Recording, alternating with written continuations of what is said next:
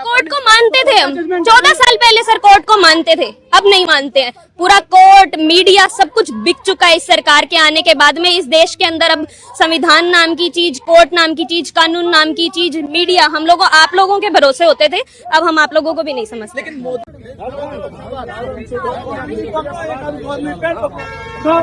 इसकी जो टीम है क्या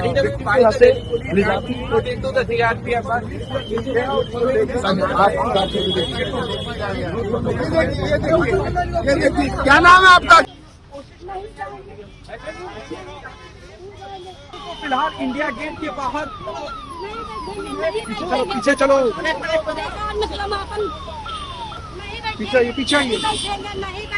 जय भीम, जय भीम।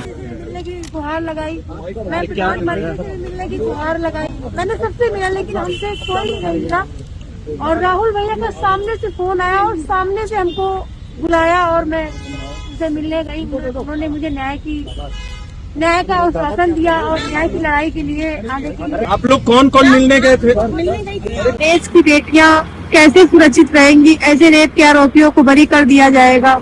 और आज मैं हाई कोर्ट गई थी, आज जजमेंट था और मैं उस जजमेंट को सुन के मुझे बहुत दुख हुआ है और मुझे बहुत मैं अपना सुसाइड कर लूं, लेकिन मेरे 2 मासूम छोटे बच्चे हैं, मेरा पति है, मेरा परिवार है। सभी साथियों को मेरा क्रांतिकारी जय भीम, जय भारत, जय संविधान। मैं बहुजन Dastak news and constitution channel से गौतम रत्ना। और साथियों, पूरे देश के अंदर एक बहुत ही कोर्ट का जो डिसीजन है सेंगर रेपिस्ट का, उस पर पूरे देश के अंदर आप देखेंगे बहुत सारे वीडियोस अपडेट वायरल हैं और उनके फादर को भी उसी टाइम परिवार को किस तरह से प्रताड़ित किया गया, फिर भी उस लड़की को सैल्यूट करते हैं, उसकी माँ को सैल्यूट करते हैं कि उस लड़ाई को उन्होंने यहाँ तक पहुँचाया और एक सज़ा सेंगर को मिली उम्र कैद की। हमारे स्टूडियो में जो हमारे गेस्ट हैं वो हैं डॉक्टर JK गौतम साहब और एक अरावली पर्वत। ये दोनों ही केस कोर्ट के डिसीजन से जुड़े हुए हैं। तो कोर्ट इसको मतलब किस तरह देखें, बड़ा देश के अंदर जो संवैधानिक जो ताकत है उसको किस तरह से ख़त्म किया जा रहा है, कानून को किस तरह से राजनीतिक नेताओं आकाओं के दबाव में क्या जज फैसला देने लगे हैं या जज फैसलों को पलटने लगे हैं। ये बहुत ही दुखद और अफसोसजनक है। बात करेंगे डॉक्टर JK गौतम साहब से। गौतम साहब क्या सोचते हैं? हमारे गौतम साहब बड़े एक अच्छे एक्टिविस्ट हैं और सारे केसेस को स्टडी करके स्टूडियो में बैठते हैं। जी डॉक्टर साहब। देखिए, जिस तरीके से सुप्रीम कोर्ट का जजमेंट आया है और उससे पहले हाई कोर्ट का जजमेंट आया सॉरी और एक बड़ा देश में एक शौक है, जो न्याय से प्यार करने वाले लोग हैं, जो सुप्रीम कोर्ट की तरफ देखते हैं, कोर्ट की तरफ देखते हैं और जिन्हें बड़ी उम्मीद है देश में, लोकतंत्र में, कि उनको हाई कोर्ट से, सुप्रीम कोर्ट से न्याय मिलेगा। तो कल जो जजमेंट आया है वो एक ही बहुत बड़ा एक शौक है, चौंकाने वाला है।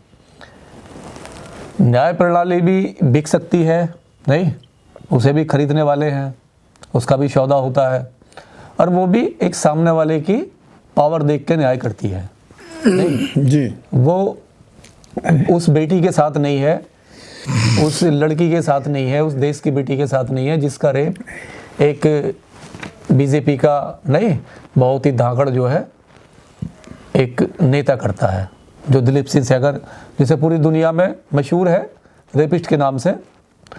और कोर्ट ने जिस तरीके से उसको बाइज्जत बरी किया है, नहीं बेल की तो छोड़ दीजिए, जिसको आजीवन कारावास हो गया हो और उस बेटी ने अपने फादर को खो दिया हो, चाचा को खो दिया हो, घर बर्बाद हो गया हो, नहीं, और किस तरीके से उसने लड़ाई लड़ी है, सलूट है। इस न्याय व्यवस्था में, जो व्यवस्था पूरी सरकार पूरी सरकार अपराधी के पेपर में खड़ी हो गई, नहीं पूरे यूपी की सरकार और सेंट्रल गवर्नमेंट भी अपराधी के फेवर में खड़ी हो गई। उस टाइम पे केवल एक न्याय ही था, नहीं न्यायिक व्यवस्था थी, जो 7 साल इसकी घटना है, ये 7 साल की बात हो गई। और उस टाइम पे भी कोर्ट ने भी नहीं किया। जब लोग रोड पे आए, जब संगठन रोड पे आए, एनजीओ रोड पे आई, पब्लिक रोड पे आई, तब जाके कोर्ट ने मतलब ये एसआईटी बनी और उसमें डिसीजन लिया गया। और अब सबसे बड़ी बात है कि कोर्ट माफ कैसे कर सकता है? नहीं, क्या कोर्ट ने ठेका ले लिया है कि जो भी बीजेपी में या जो अपराधी हैं, जो रेप करने वाले हैं, या जो भी कथाकथित चौकोलिए बाबा हैं, नहीं है, जो धर्म के नाम पर आए दिन बच्चियों का रेप कर रहे हैं और जो जेलों में बंद हैं, मतलब उनको इतनी पैरोल दे दी जाएगी? नहीं, राम रहीम जैसों को पैरोल दे देना, इतनी लंबी पैरोल दे देना कि जेल में कम और पैरोल पे ज़्यादा, बाहर ज़्यादा। तो और यही सेंगर को तो माफ़ ही कर दिया। माफ़ करने का दायरा क्या है? एक रेपिस्ट का क्या दायरा है? नहीं है, 302 का केस उसके ऊपर है, रेपिस्ट का उस पर लगा हुआ है। और कानून में तो अब लोगों का विश्वास है भी नहीं।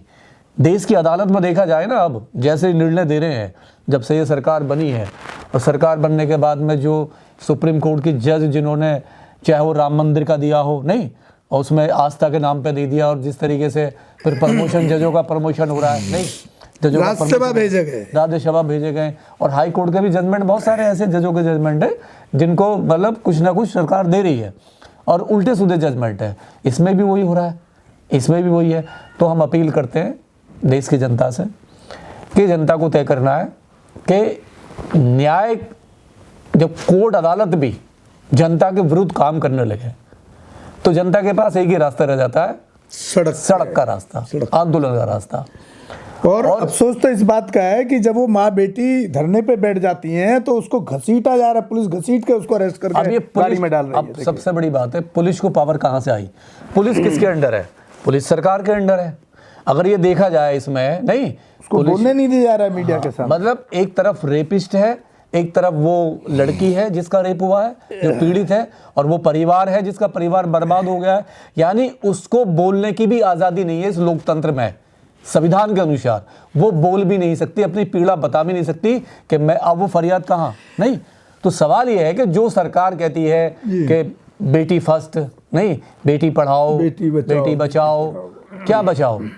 और जिस तरीके से और भी जजमेंट आ रहे हैं, और भी जजमेंट है सुप्रीम कोर्ट के, अभी एक जजमेंट आया है, वो तो देश को बर्बाद करने का जजमेंट है। नहीं, आपने जो अरावली वाली जो बात हुई अभी, ठीक है, राजस्थान, देखिए अरावली जो है 4 स्टेटों से वो जुड़ा हुआ है। दिल्ली का भी हिस्सा आता है, हरियाणा है, राजस्थान है, पंजाब, ये मतलब 2-3 स्टेट हैं जो उससे सीधा सीधा प्रभावित है। और राजस्थान तो सबसे ज़्यादा है। राजस्थान की बैकबोन है अरावली पर्वत, बैकबोन है जो चैन है वो। अगर वो नहीं रहेगी तो वहाँ एक बूंद पानी की भी नहीं बरसेगी, इतनी बड़ी चैन है वो। और आपने किसको खुश करने के लिए? नहीं, एक आदमी को खाली देने के लिए नहीं, खुश करने के लिए, खनन के लिए आपने जजमेंट दे दिया। जिस दुनिया में पूरी दुनिया पर्यावरण के लिए फाइट कर रही हो, पहाड़ों को बचाया जा रहा हो, पहाड़ों को बचाया जा रहा हो, पेड़ों को बचाया जा रहा हो, बचाने की बात हो, और जलवायु परिवर्तन की बात नहीं है, पूरी दुनिया उठा रही है। WHO परेशान है, पूरी दुनिया का संगठन परेशान है कि किस तरीके से पृथ्वी का टेम्परेचर ऊपर बढ़ रहा है। जिस तरीके से टेम्परेचर बढ़ रहा है पृथ्वी का, और ग्लेशियर जो है वो पिघल रहे हैं आए दिन, तो दुनिया में तो क्राइसिस है पानी का। और वो आप जजमेंट दे देते हो कि जो पहाड़ी, जजमेंट भी कितना खतरनाक है, देखो जजमेंट भी कितना, मतलब जो पहाड़ी 100 मीटर के हाइट है, जिसकी 100 फीट हाइट है, 100 फीट हाइट वाली को जो है वो आप जो है उसके दायरे में नहीं आएगी, उससे नीचे वाली आएंगी, 100 वाली नहीं आएगी। मतलब अब राजस्थान में देखा जाए तो 100 फीट की तो बहुत है, नहीं भाई 100 फीट की कितनी, 10% है, 90, और उससे नीचे वाली छोटी छोटी जो पहाड़ियां हैं, एक चेन है बनी हुई, जो 60 फीट की है, जो 70 फीट की है, जो 80 फीट की है, 90 फीट की है। यानी आप 90% को ख़त्म कर दोगे, और जब 90% को ख़त्म करोगे तो जो उसका जो पेड़ है, नहीं, उसमें जो जानवर है, उनका बैलेंस ख़राब होगा। वायुमंडल सारा इधर से उधर हो जाएगा और सबसे ज़्यादा असर दिल्ली पे पड़ेगा। ये जो दिल्ली में जो पहाड़ियाँ वो गंद मिट्टी धूल मिट्टी को रोकती है ना, गर्म हवाओं को जो रोकती है, जिसमें अब दिल्ली वाले परेशान हैं पॉल्यूशन को लेकर। सपोज करिए अगर वो सारी लेक ख़त्म कर दी जाएँ पहाड़ियाँ, तो बचेगा क्या? राजस्थान में कुछ भी नहीं बचेगा। और उसका असर पर हरियाणा में भी है। हरियाणा में भी वो बुलडोजर जेसीबी मशीनें वहाँ पे लगा दी लोगों ने। सबसे बड़ी बात है कोर्ट ये फैसला दे रहा है, नहीं, कोर्ट फैसला दे रहा है, यानी पूरे दिल्ली की जनता को, राजस्थान की जनता को, हरियाणा की जो जनता को सीधा सीधा मारने के लिए, हवा पानी उनका रोकने के लिए नहीं। जब पेड़ नहीं रहेगा तो बारिश नहीं होगी, बारिश नहीं होगी तो टेम्परेचर बढ़ेगा और पूरा मानव जाति का जो जीवन है वो खतरे में आ जाएगा, भारत का। तो ये किस को खुश करने के लिए? और वह जनता रोड पर है। राजस्थान में बहुत बड़ा आंदोलन हो रहा है, उसके खिलाफ है और ये कोर्ट दे रहा है। सबसे बड़ी बात है जिस कोर्ट को पर्यावरण को बचाना चाहिए कि जो न्यायपालिका है वो भी ईमानदारी से काम नहीं कर रही है, क्योंकि जब सारे रास्ते बंद हो जाते हैं, सिस्टम के सब लोग बिक जाते हैं, तो न्यायपालिका से हर इंसान उम्मीद करता है कि न्यायपालिका उसका जस्टिस करेगी। तो अब तो न्यायपालिका के खिलाफ रोड, ये पहली बार है कि न्यायपालिका सुप्रीम कोर्ट के खिलाफ लोग रोड पे आ रहे हैं, उसके न्याय को नहीं मान रहे आम पब्लिक। अब कैसे मानेगी? राजस्थान में लाखों है पहाड़ियां, आप लाखों पहाड़ियों को खत्म करा दोगे? नहीं। तो सवाल यह है कि आप बहन बेटी के नहीं हो, नहीं है, आप पर्यावरण के भी नहीं हो, पूरी मानव जाति को खतरे में कर रहे हो।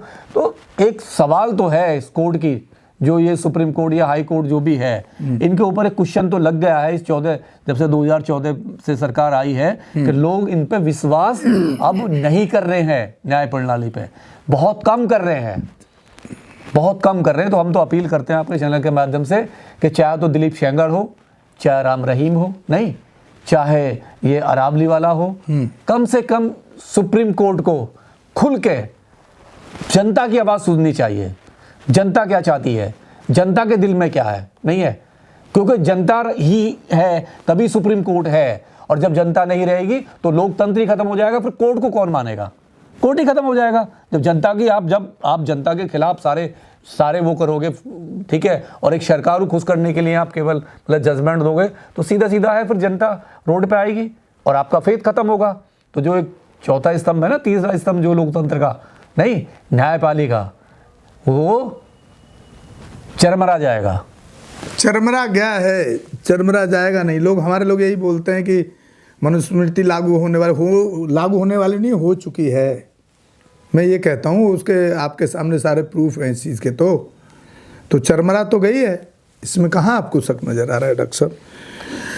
तो साथियों, हमारी तो अपील यही है कि जो नेचर से जुड़ा ये अरावली मामला है, इसको आप उठाएं, आंदोलन के रूप में उठाएं, विज्ञापन दें, जजों का घेराव करें, मैं तो कह रहा हूँ, और डीएम का घेराव करें, नेताओं का घेराव करें। और जो ये बच्ची वाला जो मामला है, इस बिटिया का जो ये सेंगर वाला जो मामला है, इसमें कोर्ट को दोबारा सोचना चाहिए और उस फैसले को हम तो ये अपील करते हैं जो पहले वाला फैसला दिया गया था उसको कायम रखना चाहिए। बिल्कुल बिल्कुल। और उस बच्ची को सुरक्षा, उसकी माँ को सुरक्षा, और उसको पुनर्वास के लिए भी उसको सरकार को सहयोग करना चाहिए, ऐसा मैं मानता हूँ। और अपनी जनता से यही है कि जो पीड़ित हैं इस तरह के जो झेलें, वो निकल के आएँ, जिनके केस उठते नहीं हैं, जिनके केस आते नहीं हैं हाईलाइट में, ऐसे टाइम पे आ जाए इंडिया गेट। 10 पत्रकार तो खड़े हैं तो उनके सामने तो जाए कम से कम। तो इन और केसों को भी उठाना चाहिए जो जिन पे कि एफआईआर ही नहीं होती है। जजमेंट तो बहुत बात की बात है। तो इसी के साथ साथियों आपसे विदा लेते हैं। आप हमारे दोनों ही channel Bahujan Dastak news and constitution को ज़्यादा से ज़्यादा शेयर करें, सब्सक्राइब करें, देखें, ताकि हम जो इस तरह के देश में चीज़ें चल रही हैं, प्रकृति के खिलाफ, न्यायिक व्यवस्था के खिलाफ जो सरकार इस्तेमाल कर रही है अपने सारे हथकंडे। साहब का कोट मुझे याद आ रहा है, पार्लियामेंट में भी बोले थे, माफिया, मीडिया, सब एक सारे तंत्र को सरकार इस्तेमाल कर रही है एक आम लोगों पर थोपने के लिए। तो साथियों, आप हमारे जो फेसबुक, ट्विटर और इंस्टाग्राम पेज को भी फॉलो करें।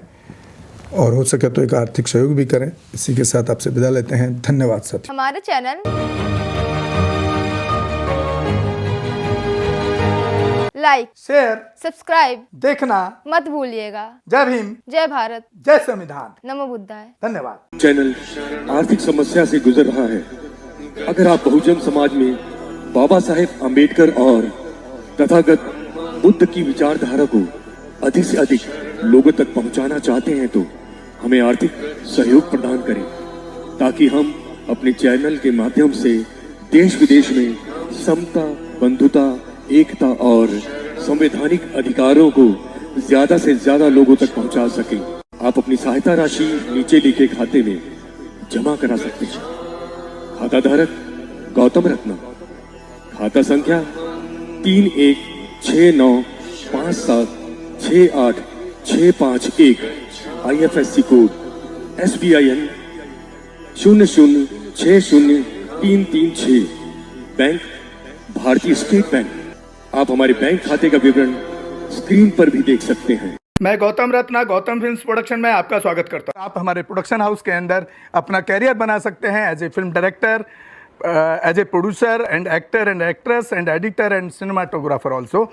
अगर आपको फिल्म से रिलेटेड कुछ भी प्रोजेक्ट आपको बनवाना है तो हमारे पास में पूरा सेटअप है, जिसमें फिल्म कैमरा है, शूटिंग लाइट्स है और एडिटिंग है।